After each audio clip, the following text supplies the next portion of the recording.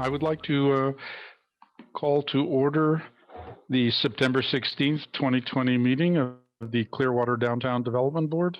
Welcome to everyone that's present. My first item is to read the following statement. To ensure public safety and comply with the Governor's Safer at Home order in response to the COVID-19 virus, the Clearwater Downtown Development Board meeting will be held on September 16th, 2020, 5:30 p.m. using communications media technology, pursuant to Executive Order number 20-69 issued by the Office of Governor Ron DeSantis on March 20th, 2020. A local government board may conduct meetings without having a quorum of its members present physically or at any specific location, utilizing communications media technology such as telephonic or video conferencing, as provided by Section 120.54, Paragraph 5, Subparagraph B, Article 2, Florida statutes. During the meeting, you may call in to number 727-562-4646 and be placed on air to speak to an individual item. You may also attend in person at the main library, Council Chambers at 100 North Osceola Avenue. Those who appear in person will be subject to all applicable emergency measures in place to prevent the further spread of COVID-19 and will be subject to screening for symptoms of COVID-19. Those exhibiting any symptoms will not be permitted to enter council chambers. So at this point, I'd like to ask everyone to ensure that your telephones are silenced, and we'll proceed by having all the board members and ex officio members introduce themselves in the following order. Caitlin? Caitlin Jamo. Venkat?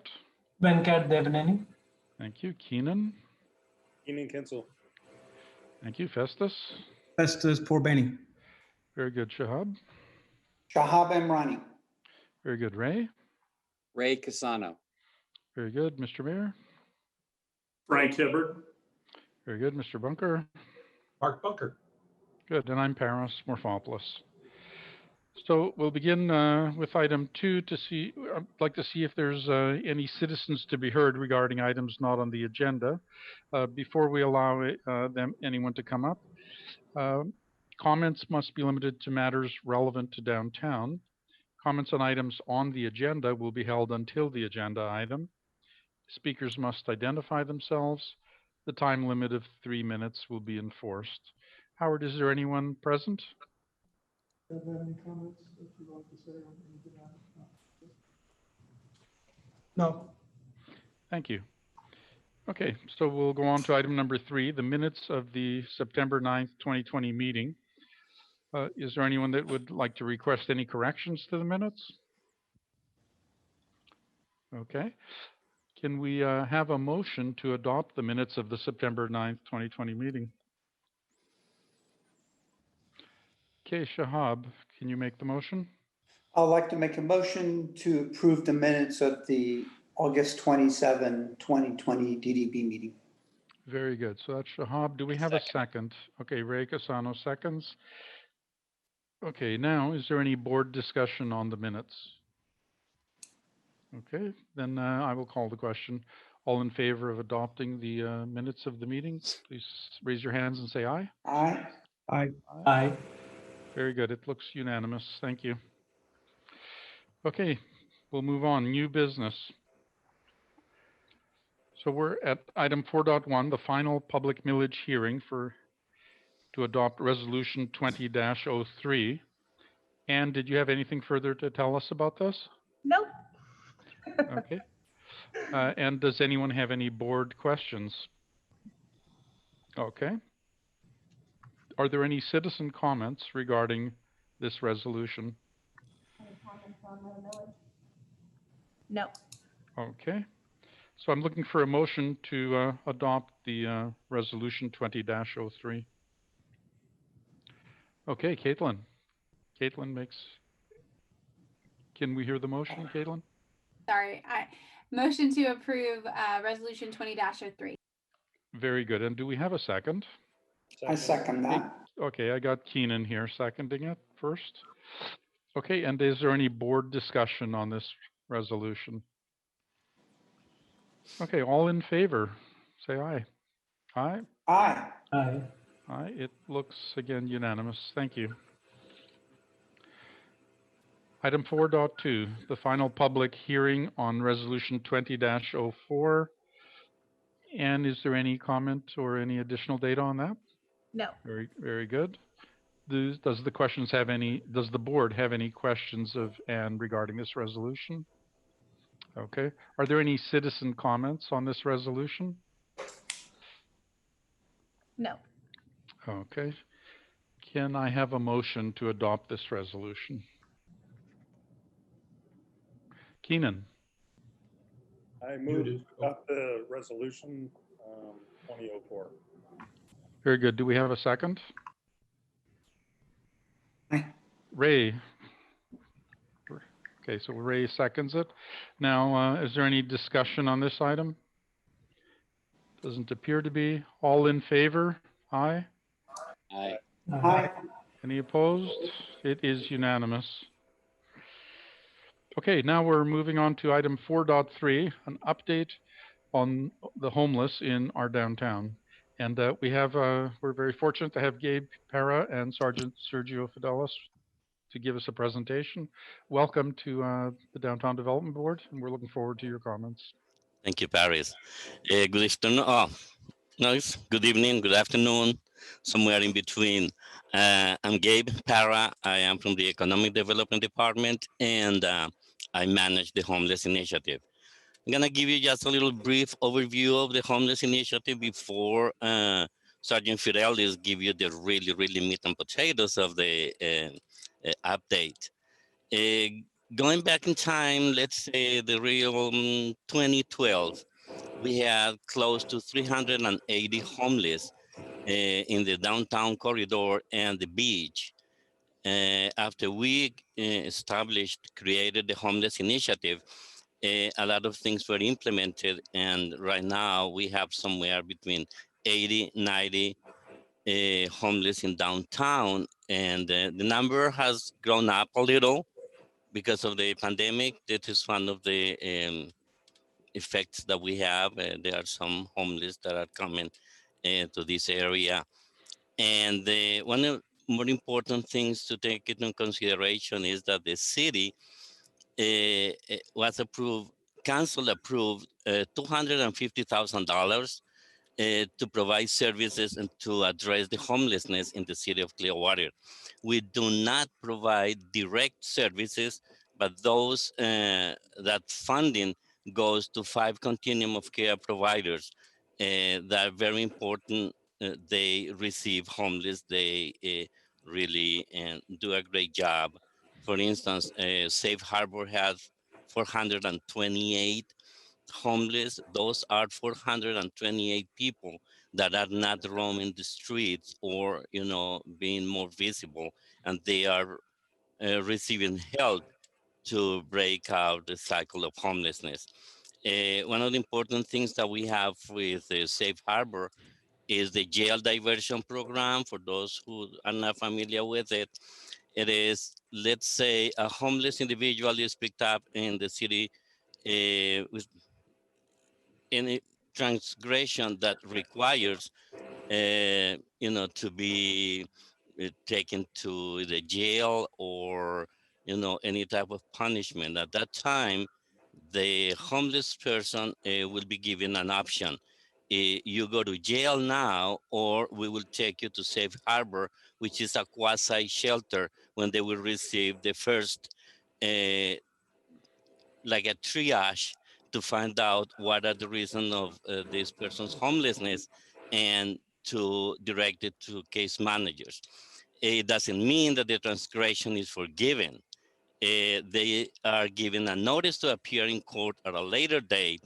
The thing is that if they do not appear in court, the whole thing changes and a warrant for his or her arrest will be issued, but Sergeant Fidelis will be able to tell you more in detail if you would like to know about the homeless initiative. The pandemic has affected us in many ways like everybody else. And one of the challenges that we had was toilets and showers. because the places were closed where they used to go and use the restroom, and the places when they used to go, like the soup kitchen, to do the laundry and to take a shower, it was closed too. So the city hired a shower service. This is a truck that goes twice a month to a place. Actually, we were fortunate enough to have the collaboration of the Refuge Church on 606 Alden Street. And this is where this truck comes, and they are able to have one load of laundry and to take a shower. We also placed additional portable toilets in Coachman Park, and the community kitchen at the soup kitchen in San Vincent de Paul. We also have one portable toilet at the vacant lot next to the police department. So we have that, and we're gonna extend the services until December 31st. This is where we have the approval for. Let's see where we'll be at that particular time. So regarding the downtown, Sergio Fidelis is the authority and has all the information on this particular issue. Do you have any questions before the spotlight goes to Sergio Fidelis? Do we know what the count, if the count was 380, including the beach, do we know how much of that was just downtown at the start of this program? Now we have that breakdown. I don't have it in front of me. We have the monthly count. If you would like, we will be able to provide that. That is actually data collected by Sergeant Fidelis and his downtown bike team. They have that breakdown exactly where this new influx of homeless are. We can get that information to you. Okay. Any Okay, sir. other questions from the board? Oh, Shahab has a question. Yes. Mr. Para, you mentioned about the breaking the homeless cycle. Can you give me a little bit, shed some color on that? Yes, absolutely. Let's say a person is taken to the shelter, any shelter, could be Safe Harbor or Pinellas Hope or any other shelter in Pinellas.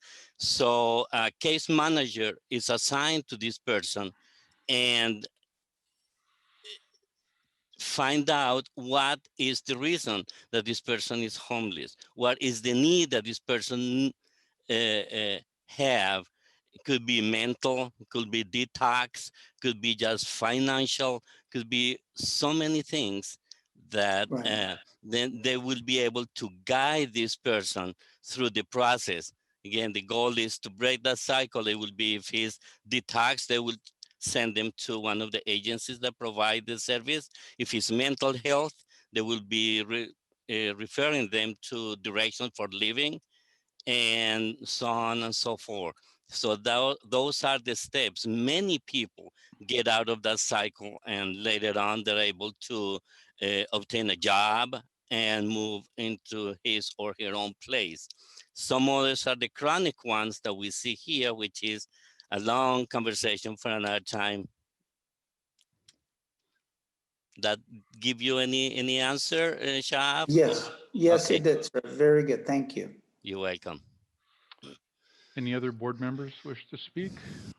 Questions? Okay. Okay, thanks, Gabe. My I guess pleasure. we can pass the torch over to Clearwater Police. Good evening. My name is Sergeant Sergio Fidelis, Clearwater Police Department. It's a pleasure being with everyone today. So I'm excited about what is going to happen in the near future, and I'm going to let you know what we've been doing during COVID, even before that, since the last meeting that I attended. Right now, to answer a question there earlier, we have an average about 85 homeless persons currently in Clearwater that we count monthly. At times, it has gone all the way up to 110 due to the time of the year. You know, winter, people come down more from the north. But that's about the average number. I would say about 80% of that number is closer to the downtown to near Highland and Cleveland area. It kind of goes back and forth. And at times they'll spread over to the eastern part of Clearwater and the Gulf to Bay corridor. What my team and I do is we work together with other departments, with business owners downtown on a daily basis. Um, especially now that the Cleveland area is closed, the 400, 500 block of Cleveland is closed, I try to make contact with business owners there. Um, my team and I come early in the morning, at least 5 to 6 days a week, and we will check businesses for people sleeping behind businesses. We continue to do that. We will always do that because I don't want, and I know this happens, and we do the best we can to make sure that it doesn't happen, where some business owner comes to work and there is a homeless person sleeping on their property or their items there. My team and I try to come in as early as possible to try to eliminate that issue. Is it perfect? No, because sometimes they'll move around. There's some properties that people um, won't give up. So we do the trespass affidavit program with that business. We give it the business. If that business qualifies for the trespass affidavit program, we get that program going for them and assist the business in trespassing people. The Cleveland area, the area that's closed right now, the 400 and 500 block area, working continuously with the business owners there to make sure those restaurants are successful, those businesses are successful, where you don't have a homeless person, bothering the guests or doing things they're not supposed to do there in the area. I feel like we've had success in that. Again, nothing's perfect. We're always communicating with the business owners downtown to make that better. And in the evening time and the daytime, we definitely are very try to be as present as possible. I want to also talk about, does anybody have a question about that, the downtown area that's closed there, or the numbers? Anyone? Appears not so far. Okay, thank you. What I can say now is we transport a total of 246 people to Safe Harbor in this fiscal year from last October 1st until this moment. And obviously, if we have 82 people that are the average 82 people that are homeless in our area, and you transport 46, there shouldn't be any, right? But what happens is that we try to identify new people that come here and try to get them services right away. The longer you start staying homeless, the longer you will stay. So we try to identify any new people and try to get them to services like that. And sometimes a homeless person will come back, but most of the time they'll stay in the shelters if they haven't been homeless very long. So my team and I are still committed to do that, and I'm very happy with that process.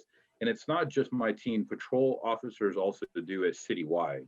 So that is something that we're very happy. In fact, citywide, it's been 171 from patrol and 75 from just my team. It's a team of 5. So we continue to be motivated. We identify people that are new to the area specifically and try to get them services. We work with Karen Main from Directions of Mental Health to try to get families that are homeless, try to get them quickly into a hotel or a different shelter. That has also been successful, even during COVID, to be honest with you. We've been able to communicate with that organization very well and get people that recently homeless or families and get them to move on to not be. So I'm happy with that process also. What we're doing and what we're committed to is to make sure that the businesses downtown are very successful. And as I mentioned before, the presence that we're doing, communicating with the business owners downtown, the trespass affidavit program. But we also, what we're doing is working with other city employees that from cleaning things up, we try to communicate with them quickly. They communicate to us if something is needed. We definitely respond as quickly as we can to that need. Chief Slaughter and Amanda Thompson are interested in a program that I've developed to try to identify, because what happens is not everyone wants to go to a shelter. Okay, there are some homeless that are chronic homeless and some homes been homeless several years, and they do not want to go to a shelter. Now, that program is still very successful as far as taking people to safe harbor. As I mentioned, 246 for the fiscal year. But I feel like we have the opportunity now, and I think that this is going to benefit the downtown area, is we have a program that was recently approved by City Council, and we're going to have a person interview people in the street. So they will be working with my team, and we will identify people and actually interview them in the street, see why they're homeless, just like the shelter does. But the problem is that the people that I'm focusing on have no interest in going to any shelter. They've probably been before or heard it's not for them, or there are too many rules. So we want to do is why I want to identify on the street what kind of services we can provide that person. What will they do in order to go to a shelter one day, or to get substance abuse issue or mental health assistance, or even try to assist them in working with churches and nonprofits to maybe go back to another state where they're from, where they have family. So I think that, from obviously before, from 380 down to about 85, the objective is to reduce that number and try to get people assistance and reduce the number of homeless people, because obviously the mission is to have no one be homeless, obviously. So we want to be ahead, and we want to change the dynamic a little bit. And instead of having a broad approach and trying to have everyone kind of go into the same kind of program, everybody's an individual. So that's how we're going to address this. And I'm very happy that Amanda Thompson and the chief have supported this, and obviously City Council authorized it. So I think it's really going to be something that's going to be beneficial to downtown. Okay, Mr. Bunker? You're mute. Thank you for that last answer.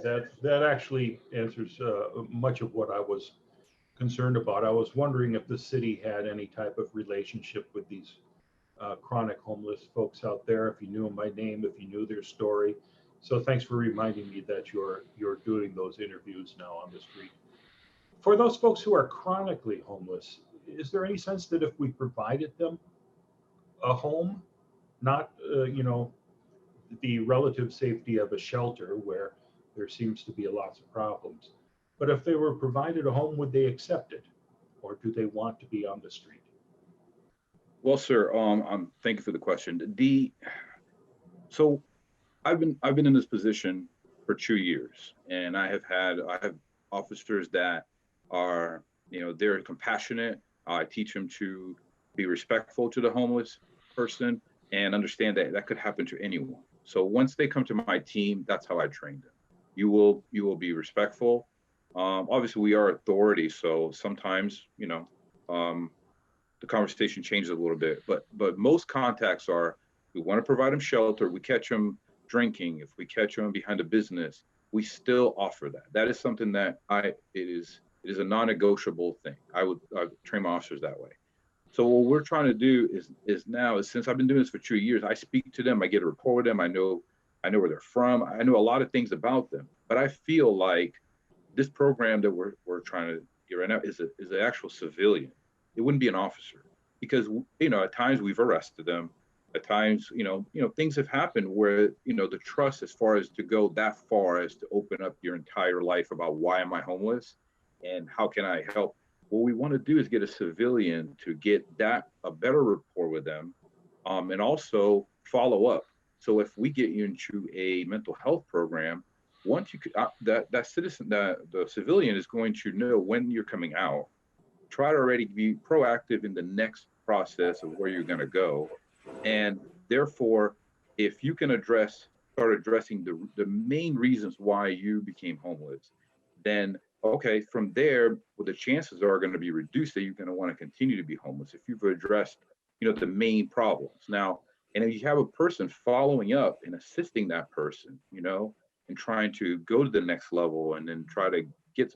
But I really believe that if we do have places that would accept the person like that after they've been through a program where they've actually, made some effort into try to get there, And then the goal is to get them into that one place and show them, like, look, if you go through this program, then you can potentially get this place. I think it would be a benefit. But I don't think in all the conversations I've had is if we just say, here, we're going to give you a home. I believe they're still going to come out. They're still going to have problems, and they might even bring, more people in that area and cause problems for that program. But I feel like people there should be levels to what that individual is willing to do, how much work are they willing to do in order to get to a program like that where they get a home. So that, from my experience, that's what I believe. But I'm always open-minded to any suggestions, of course. Thank you. Yes, sir. Anyone else? Amanda, you had something to say? I just wanted the sergeant, before we leave the conversation, just to touch on from a business owner perspective, what the rights are, right? So what homeless persons can and cannot do, because I think sometimes it can be confusing for the average person, right? Well, why can't the police get involved at this time, but they can at another time? So just briefly covering what the rights are. Okay, so as an owner of a business or even owner of a residence, you have the right to refuse anybody to come in. If you're a business owner downtown and you have someone that's coming in and not utilizing the services, the business not purchasing anything, and that business owner has the right to ask them to leave. Okay, if they're causing a disturbance, they have the right to ask them to leave. If the person doesn't leave, you can call the Clearwater Police Department and we can trespass them. When the business is open, the owner and the manager or whoever's representative of that business can tell anyone to leave as long as it's not discriminating against somebody's race, their gender, things like that. So they have the right to refuse service and if they're causing an issue for them or a disturbance. When the business is closed and if they are part of this trespass affidavit program, then it gives the authority to the Clearwater Police Department if they see somebody sleeping on the property or just loitering on their property, then we can act as the agent at that time. But the business owner definitely has a lot of authority and power to refuse to have anyone there and trespass anyone they like. I think I had a question from Shahab as well. Did you want to say something, or was that Venkat or Shahab that wanted to It's speak? me. Oh, Venkat. Okay. Go ahead, Venkat. I have two questions regarding the homeless people at the 7-Eleven gas station at Southeast Avenue and Court Street. They have benches at the back of the gas station in which the homeless people are always sitting.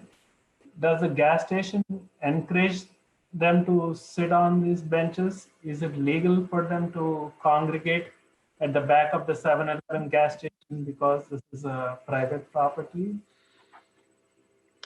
Yes. So the 7-Eleven, I've spoken to the manager there. I guess there's a new management right now. Obviously, it's corporate owned, so they don't have the authority to remove the benches. When I do make contact with them, when I do make contact with them, I ask them, do you want people in the back trespass? Sometimes they'll call us, but they have the power to trespass. We don't. I can't walk up to anyone on that bench and order them to leave because they're on private property. And if the business is allowing them to do that, then I really can't tell them to leave. But I have spoken to them and they are going to contact corporate to see if they can have the benches removed. And also, I go there every single day that I'm working and I speak to them and I say, do you want anyone trespass today? And sometimes they will, and sometimes they won't. There's certain ones that they have their customers also, but they do congregate there. And I've noticed a lot of people going there more. So I'm actually been working on trying to contact corporate to see what they'd like to do and kind of paint the picture a little better. Since the management changed, I'm not sure if they're aware of how serious the problem is getting. So yeah, that business is the only people that have the power to actually tell people to leave at the moment, lawfully. Okay. Other board members? Go ahead, Venkat. You had another one. So do you think that once the Station Square Park opens again, I guess it is temporarily closed because of the COVID closure, there's a chance that all these homeless people will come from the 7-Eleven gas station, the PSTA, and I think the feeding parking lot opposite the Clearwater Police Department. Do you think all of them would again come to the Station Square Park, like, like 6 months ago before COVID started? Do you think this is a temporary shift in them to these areas and they will again come back to Station Square Park? Well, to be honest with you, I worked with Amanda on this, and we have cameras in that location now. So sure, there will be some that will come back. There's some that have been in that park for a very long time. I do not think all of the people that are in every location you mentioned will come back. I do not think that. And I also think that the cameras will definitely deter the criminal homeless to go there. There are going to be some they're just homeless and they don't drink, they don't do any narcotics, they don't do anything really illegal. So they will hang out there, and it's usually, I would say there's 3 that are always there, and then some come and go. But I think it's going to be a reduced number just because the cameras are there. And so the ones that commit crimes are not going to want to go somewhere where we can see what they're doing and we can make physical arrest on somebody just by what we can see on the camera from a different location. So I'm encouraged about that. I think that was a really good decision by Amanda and Chief Slaughter to do that, and then the city implemented. So I think the park is going to be okay. I will say there will be some, but not all the people will congregate there. I do not think that. Okay. And from your opinion, do you think if there's any city ordinance that is passed from letting these homeless people bring like their whole baggage, like they're carrying all their, their food, their clothes and everything? And I think some cities in United States, they have ordinances where a person cannot bring their whole baggage into the park. Do you think that kind of an ordinance will help you better protect the park, or you think only programs trying to move them to the safe house or move them to another program? Do you think more ordinances or social services will really help them and also help reduce the congregation in the Station Square Park? Yes, and this is why it's so important that the CRA and Little Police Department is going in the direction of trying to assist them so they won't be homeless more. Addition to all the programs that are currently out there, it's just a different approach. As far as the ordinances, that's something that I cannot make, but I also think that it's kind of difficult to do at the moment. But that's why we're trying this new approach here in the near future.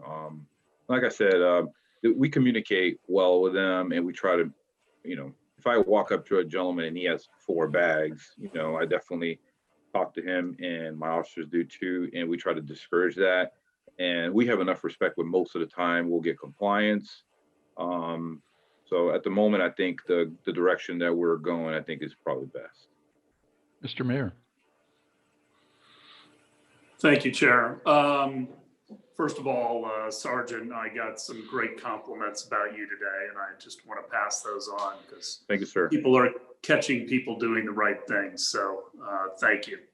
Thank you, sir. The homeless issue is an ongoing one. It is never easy. There are some hardcore homeless that we have great programs through HEP and Vanilla's Hope and others, but some of them are never going to avail themselves of those services. And we do have limitations on what we can do. And I would love to eliminate the homeless, first of all, to help them, and secondly, to rid the problem. The issue with additional ordinances is we have to be careful, first of all, that they're constitutional. And secondly, we need to be certain that we're going to enforce them. I don't want to put frivolous ordinances into place that we don't have the manpower to actually follow through on. So one of the things with all the businesses that all of you know, I encourage them to go ahead and call the police if there is activity that is unacceptable. And we probably need to do a better job of informing people of what that is. because there are some things we just can't react to. Because they're not criminal, they don't break our ordinances, but we understand it's an ongoing problem. We try to balance the level of services that we provide so that it's not enticing to come to downtown Clearwater, but also that we're being humane. And it is a difficult balancing act. But this will continue to be an issue that we're going to keep an eye on. And I know that it negatively impacts our businesses and our citizens. The best defense is getting downtown moving in the right direction, because when you do that, the homeless tend to move away because they don't want to be around a bunch of activity, and vibrancy. They pretty much want to be left alone. And, as downtown becomes revitalized, probably the homeless problem is going to get minimized. At least that is my hope and belief. So, thank you.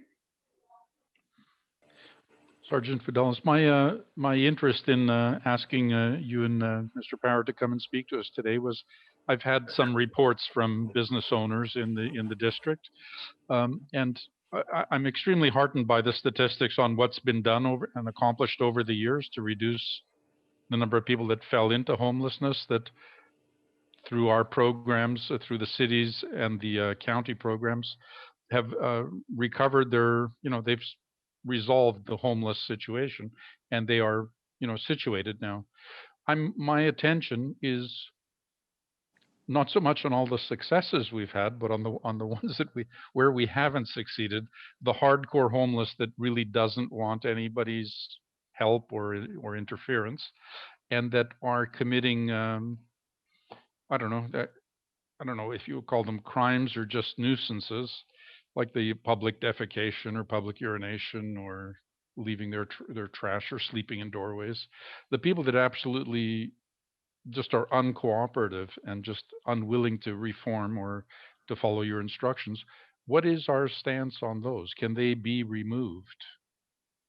Well, if someone defecates or urinates in public, obviously they can be arrested. So it's and also panhandling, sometimes aggressive panhandling, you can definitely be arrested. So the thing is that although my officers and I try to be very present there, sometimes we're not mainly on the Cleveland Street corridor. We're kind of Court Street, Chestnut. Sometimes we're in Drew. Most of the time we're by the library, and at times we go to the East Gateway area also and work there. So I would love to be able to I see this action and I take action because I see it, not because a business owner sees it. So what I will say is communication and working together. So like I mentioned earlier, I work very well with other city employees and other city departments to address issues. But the business owners downtown, if you see something like that, that's information that we need to know. If you see somebody panhandling, if you see somebody defecating, we need to know that immediately. And we need to a good description, the race of the person, what they're wearing, their height, if they've left, what direction they're going. Those things are very important to us because we might know just by that description sometimes, who they are and try to address those problems. So the more communication that occurs, immediate communication with the non-emergency number for the Clearwater Police Department, 727-562-4242. The quicker that communication, the better results. And if we're getting calls on this and we're able to react and deter this, then they will start going somewhere else. Hopefully not continue to do that in that area. Now, and obviously the trespassing, like I mentioned before, if you, sir, call and someone does something in your business, right? And we get there and they're across the street or, just maybe half a block away, we can trespass that person. If that person is trespassed, then they won't be able to come back for a year on that property. If they do, they'll be arrested. For me, that has been something that has worked very well. But again, communicate with the Clearwater Police Department. Any illegal activity, harassing your customers for money specifically. I've had that recently, and a lot of business owners are calling me, you know, basically 24 hours a day if it's something like that, and I try to address it right away. And they'll call a non-emergency number also, and officers will come out as soon as they can. Obviously, there are priorities. You know, if there's a domestic or with violence, the officers are going to go there first, but we will definitely respond as quick as we can. You have a really dedicated team in the downtown area that if you call, sometimes we're half a block away. We might be dealing with something at the bus stop and something's happening on Cleveland and Osceola, and we're a half a block away. We can get there in seconds or in minutes. So I feel that communication is definitely key to winning that battle. Very good. Okay, I thought I saw a hand. Keenan. Hi, Sergeant. How are you, sir? Good, thank you. First, thanks for all the effort that what you're doing. My business has been here 15 years. I've seen a tremendous change in this problem myself, from you know, the Lollapalooza that used to occur in our back parking lot to what we have today. It's a major change for the better. So thank you for that. And also kind of in alignment with what the mayor was saying as far as activity. I guess my question is this. I see the same thing. When there's down at the beach, I don't see the density of homelessness as we see, you know, it comes and goes here in a way.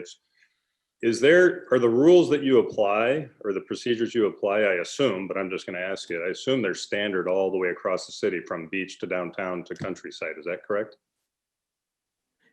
All the rules are the same, yes, citywide. The ordinances to, you know, the criminal statutes. Okay. So they're just coming here because of the, like the mayor said, lack of density of activity seems to be the right assessment. Okay. Yes, sir. There are more parks here too, so that contributes to some of it. You know, what I would say is that the beach, they do have their issues there too. You know, sometimes they'll migrate over there, they'll hang out a few hours, and they'll come back. So they move back and forth. But so, you know, to be honest with you, I know for a fact that, you know, 85 homeless people are not in the downtown area. We would see a lot more, you know, so they kind of spread out. They kind of go east of that area to, you know, Gulf to Bay corridor at times too, and other parks. So and my officers, I'm very proud of the work they're doing, but you know, we understand it's very challenging, and at times, you know, we will try to respond as quickly as we can to certain situations. But you know, we want to work as a team with the owners and the citizens to try to make this problem better. And then hopefully this program will get some of them to permanently be, you know, go into a home and be less people, obviously in the downtown area, that are doing that. So, but, you know, I would say just, you know, you have the power in your business. You know, we want, you know, each business here to be successful. So in order for that to happen, if a person that is, you know, panhandling or doing something somewhere, and they know that business is always going to call the police because, you know, they don't want that activity anymore, that individual specifically will not come back. If they see that they're constantly in police contact, they won't come back to that specific business. And if we can continue to work together, I believe that it's going to be beneficial to that business and others around. Yeah, Sergeant Vidal, so I'm just curious. I don't think that out of the 85 people that they each equally contribute to the problems that occur, the nuisances that occur downtown. I think it's some small fraction of them that are repeat offenders over and over and over again. Do you have a feel for what percentage of that 85 is the hardcore problem that are the repeat offenders? And what can be done to, you know, to have more significant or more permanent consequences? Sure. Between 7 and 10% of the ones that are downtown, I believe, are engaging in. Before, we had a pretty significant spice issue. So, 2 years ago when I first got here, my objective was to reduce the amount of spice that was in the area, and we have been successful with that, which has reduced the panhandling, which was, I mean, it was a lot more significant before. So by doing that, the people that, wanted to get $1 or $2 from somebody, or $5 to buy spice, and there's less spice, they have to go to Largo now. They have to go to, Dunedin to get, these drugs, and they're not going to walk around with them. So they usually do the drugs there. So the number of, I believe that right there reduced a significant amount of panhandling, but some of them still, want alcohol, or they'll panhandle on Fort Harrison and Chestnut, or Missouri and Court Street, to even get spice somewhere else. You know what I mean? So what I believe is that by addressing, so we actually have different tactics that we use with that 7 to 10%. And I'll be honest with you, we were extremely successful from July of last year to about when COVID hit. Okay, people were going to jail, and it was a better visibility on the downtown and the eastern part of the corridor there. But the challenge is that during COVID, when COVID occurred, the jail released a lot of people that we put into jail.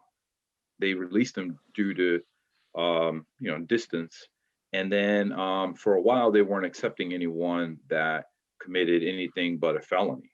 So my team continued to hold people accountable, and even though we couldn't make a physical arrest, we gave them a notice to appear, or we encouraged them to go to shelter.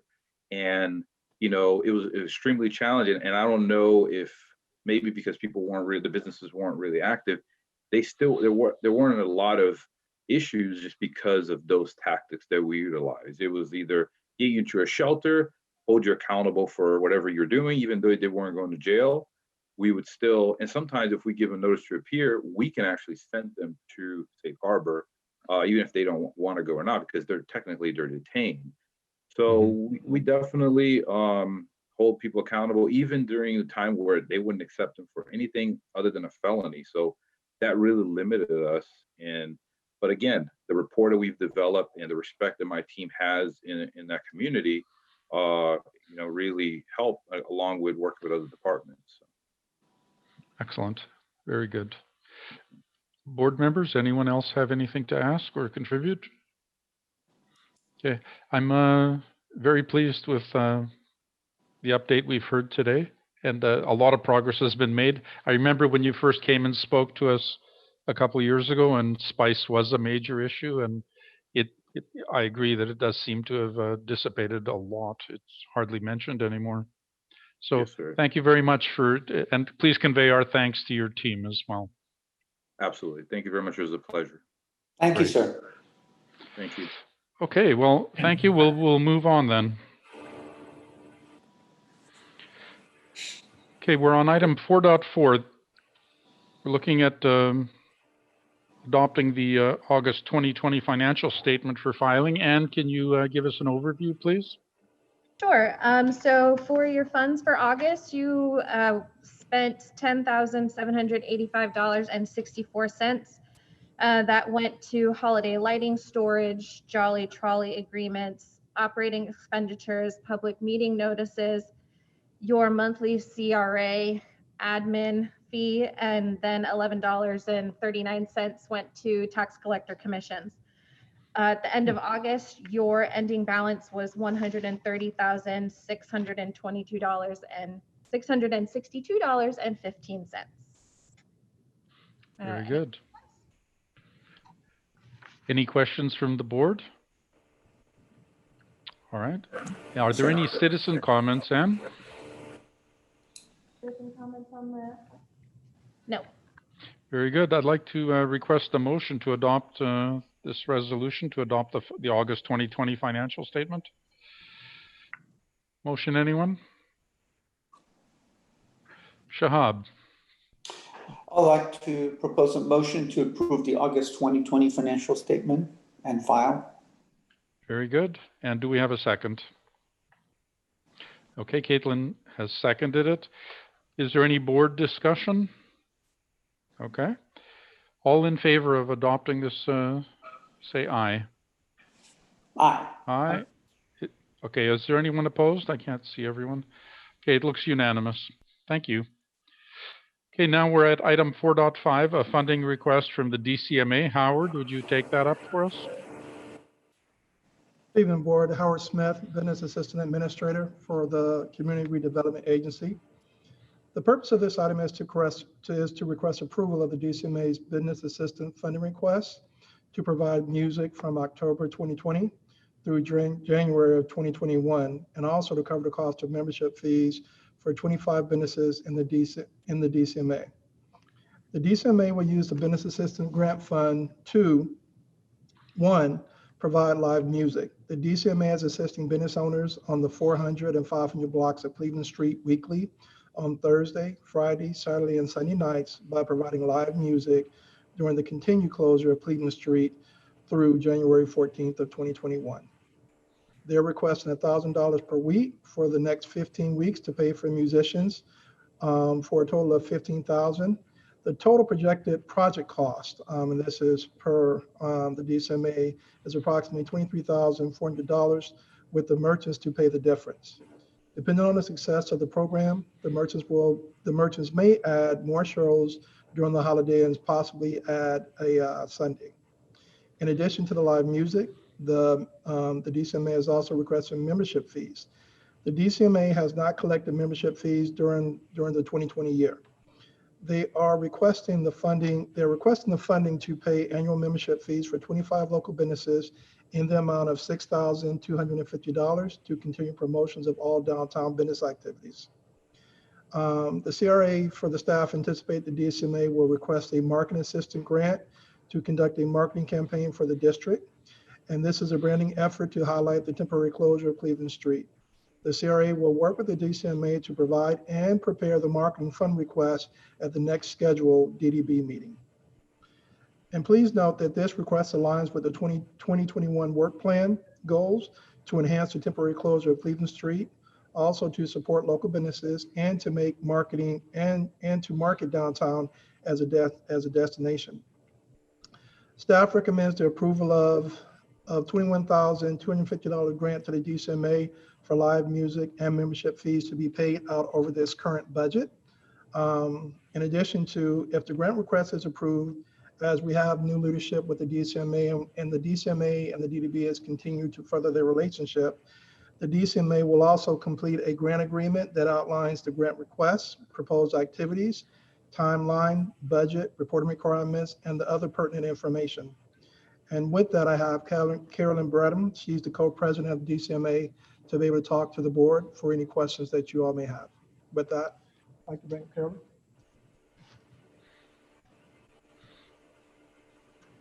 Good evening. Good evening, Carol. How are you? I'm here again, pleading our cause. We've had such a great success this summer. I have to thank you very much for working with us to get us through this last 3 to 4 months. It's been an adventure. We've had many things to overcome. The last week and a half of rain have not been that pleasant, but we have fantastic feedback continuing to come from the patrons that come to our restaurants down to the street closure. People are excited about that. The city voucher program was fantastic for us this summer as well. We just concluded that.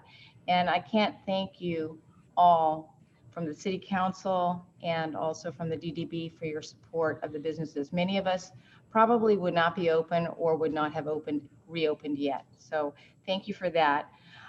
If you have any questions about what our intentions are for this grant request, I'm open for any answers. Carolyn, Howard just said that there was new leadership at the DCMA. Can you give us a little briefing on what's changed, what's new?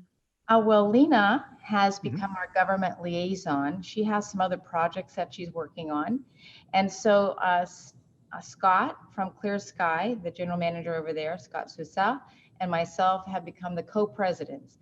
It was rather difficult for one of us to take on that post all by itself because it is rather daunting. Lena did a fantastic job, and I don't know that one person could actually fill her shoes.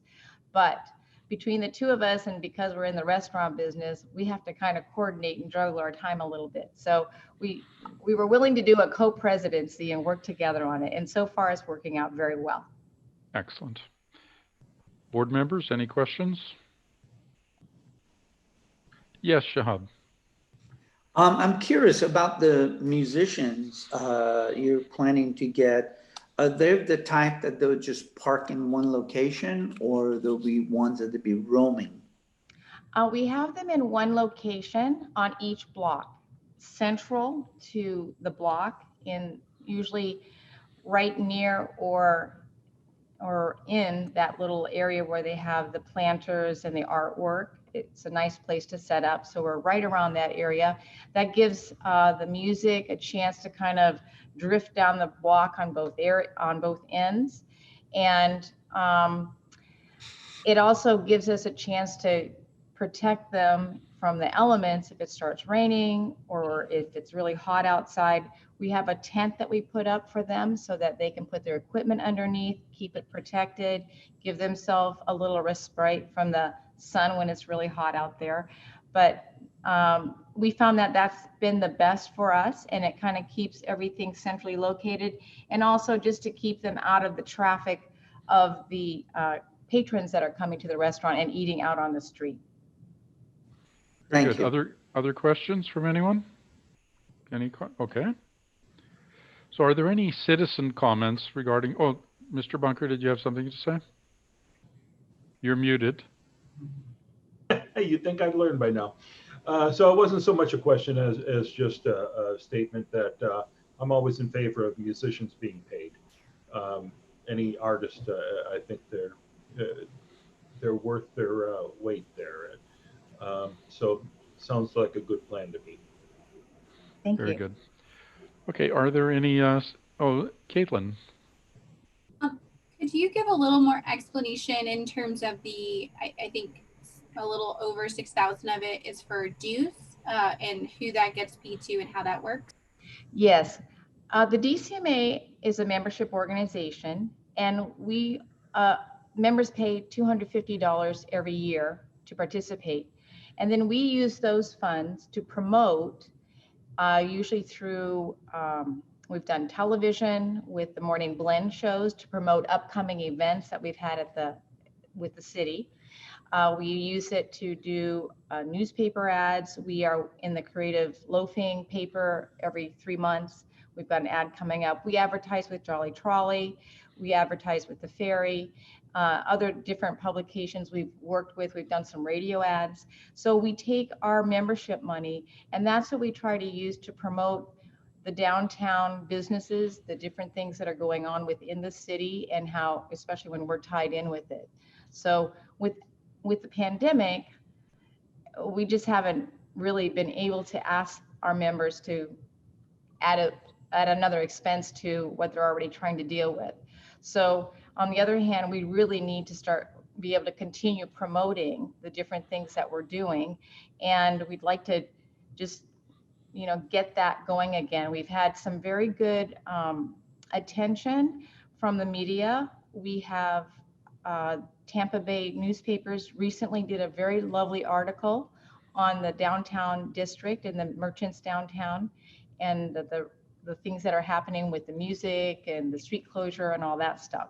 So we're trying to get as much publicity as we can and not have to pay for ads, obviously, but that's also on our books. We've got somebody that we've talked to potentially help get us those press releases placed around the Bay Area to get us some more attention and to bring more people downtown. Very good. Any other questions from the board? Okay, are there any citizen comments on this issue? Is there anyone behind you there? There's no comments. Okay, so I'm looking for a motion regarding this funding request from the DCMA.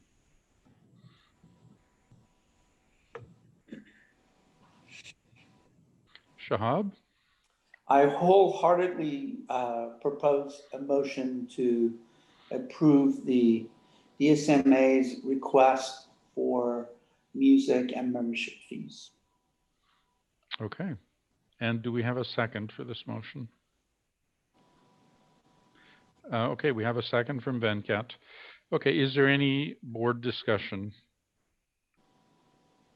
Okay, all in favor, say aye. Aye. Okay, it appears unanimous. Thank you very much. This motion is carried. Okay, item 4.6, funding request for holiday extravaganza. Howard, can you brief us on this? Yes.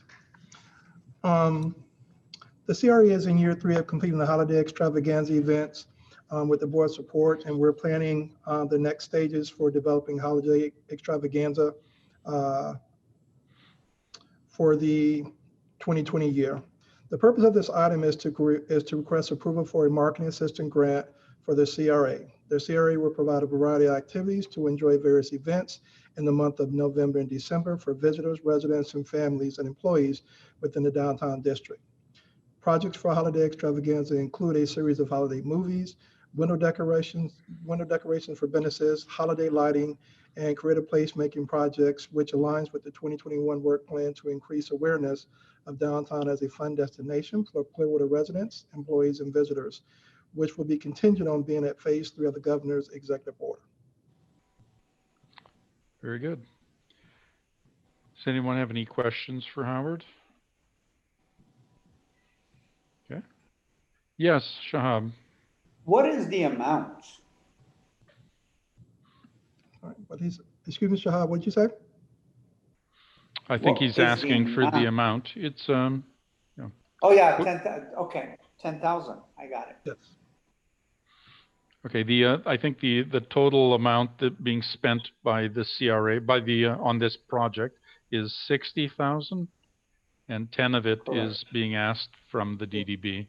Yes, So I imagine the CRA is providing the other 50. correct. Okay. Any other questions? Okay, are there any citizen comments on this? Howard? I believe Mr. Councilmember Bunker had a question. Oh, go ahead. I was just wondering if any of this money or the CRA's money goes toward the Winter Wonderland, or is that fully sponsored by Scientology? Go ahead, Amanda. Yeah, the Winter Wonderland is completely privately funded. Okay. We Thanks. set up a calendar, so any activity by any entity in downtown gets publicized as part of the holiday events, but the only things that the CRA and the DDB fund are activities that you'll see our name on. Very good. Okay, any citizen comments? No. Okay. Okay, I'd like to request a motion regarding this funding request for the holiday extravaganza. Keenan. I make a motion to approve the holiday extravaganza 2020. Very good. Do we have a second? Okay, I think I see Ray's hand up first. So Ray seconded it. And is there any board discussion on this point? Okay, I'm going to call the vote. All in favor, say aye. Aye. Aye. Appears unanimous. It carries. Okay, we're moving on to item 5.1, Equity Committee updates. Caitlin. Hello, I don't have much of an update since our meeting last week. I will just note that the game plan is to have a schedule before the next meeting so I can report to everyone what that schedule looks like, as well as if you have anyone who'd be interested in participating or even just providing ideas, please have them reach out to me. Welcome any and all ideas and participation. Thanks. Very good. So I am talking it up to people, Caitlin, and maybe somebody will contact you. Great. Okay, let's go on to item 5.2, CRA updates. Amanda, would you take that first? And again, nothing new to add since last week, but I will ask Ann to come up to remind everybody when their DDB ballot is due. Very good. Hello again. Hi, Ann.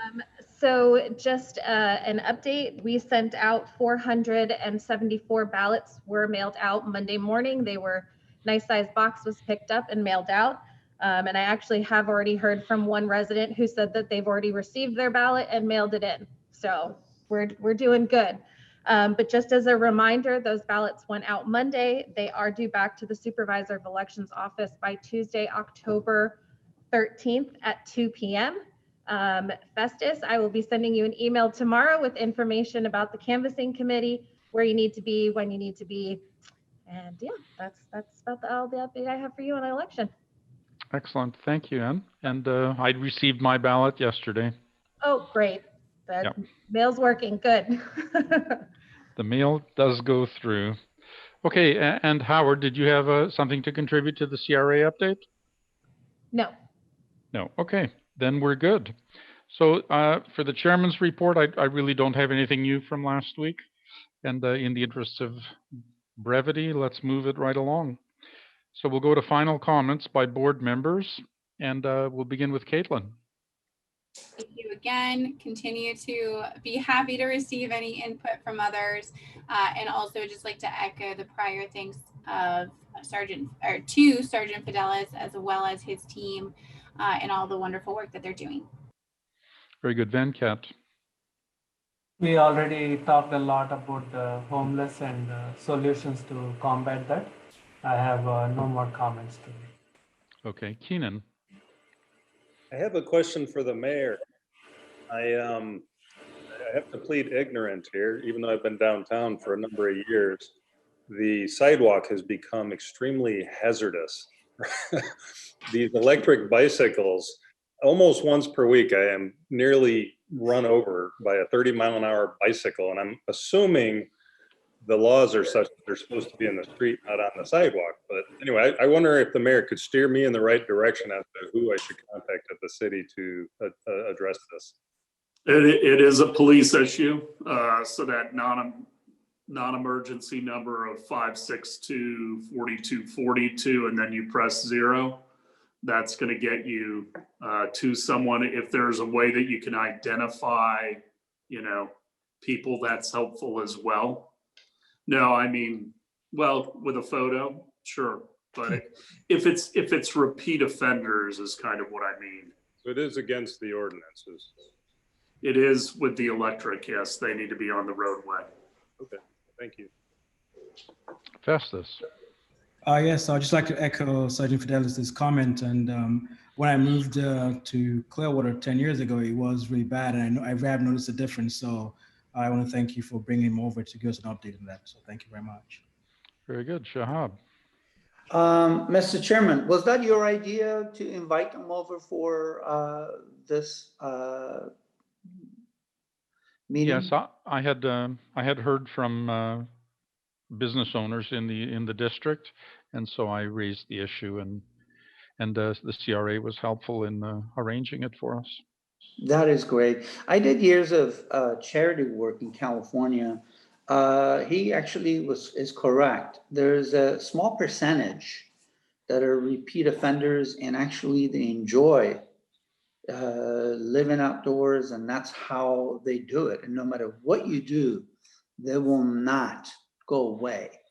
And those are the ones that actually, if we have some sort of a planning to basically discourage that, then we'll see more and more, less and less of that. Because it's just, as long as it gets encouraged, or it's basically find ways to get around it, they will. I was shocked being in LA several months ago.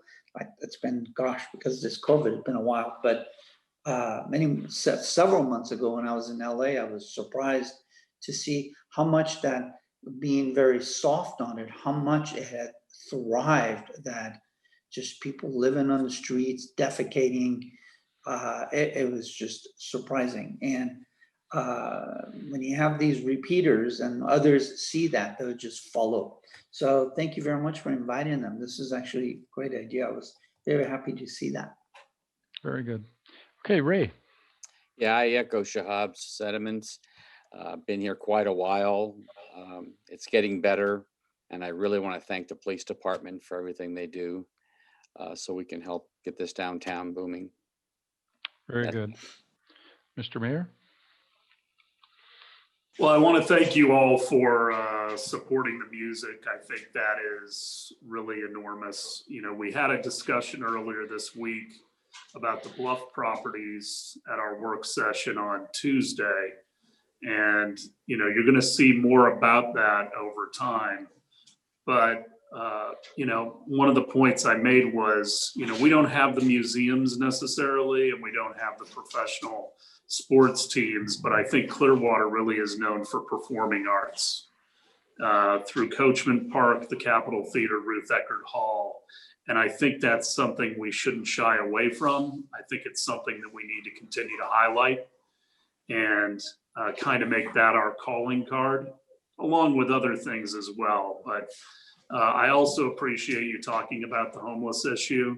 If you go out to some of the Western states, if you go to Seattle, San Francisco, you can see what a slippery slope it is. We want to be humane, we want to be fair, but we also need to be somewhat stern about it, because I do not want to see that type of a situation. So thank you all for your dedication to downtown. Have a great night. Great, Thank thank you, you. Thank you. Mr. Bunker. And I have nothing. So good night to you and see you next month. Very good. So my final comment is I was very pleased with the report from Mr. Para and Sergeant Fidelis. The main takeaway from that presentation is that it's extremely frustrating for the police because they're limited in what they can do. They can't just wave a magic wand and have it go away. It's a difficult thing, but they are willing to do what it takes to respond to business owners and property owners downtown. So I would encourage anyone that experiences the problem or observes the problem to call the non-emergency line and let the police know about the issue so that something can be done about it. Then most of the homeless are not a real source of problems, but some small faction of them repeatedly cause problems over and over again without really caring about the consequences. So those are the ones that we need to target and discourage from being in our area. Perhaps they can go and be troublemakers elsewhere. Okay, so with that, at 6:39 in the evening, I declare this meeting adjourned. Thank you. Thank you.